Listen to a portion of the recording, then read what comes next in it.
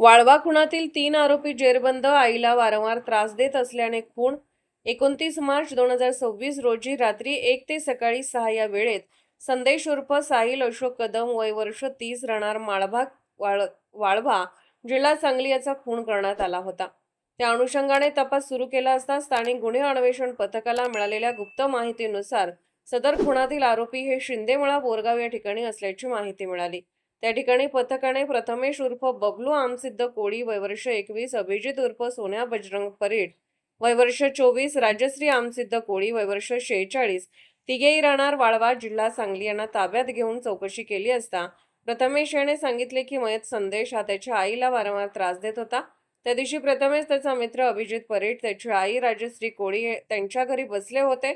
त्या ठिकाणी संदेशाला त्यावेळी त्यांच्यामध्ये पूर्वीच्या वादातून भांडण झाले. यावेळी या तिघांनी संदेशाला दगडाने, काठीने मारहाण करून त्याचा खून केला. त्याचे प्रेत घरापासून काही अंतरावर टाकून दिले होते.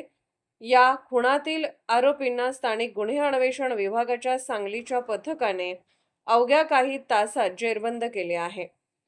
वरिष्ठांच्या मार्गदर्शनाखाली स्थानिक गुन्हे अन्वेषण विभागाचे पोलीस निरीक्षक संजीव झाडे, सहाय्यक पोलीस निरीक्षक जयदीप कळेकर, सत्यजित आवटे, संदीप शितोळे, आष्टा पोलीस ठाणे तसेच स्थानिक गुन्हे अन्वेषण पथकाने सदरची कारवाई केली आहे. महाराष्ट्र वेद न्यूजसाठी मुख्य संपादक लक्ष्मण सनगर, कवठे, महांकाळ.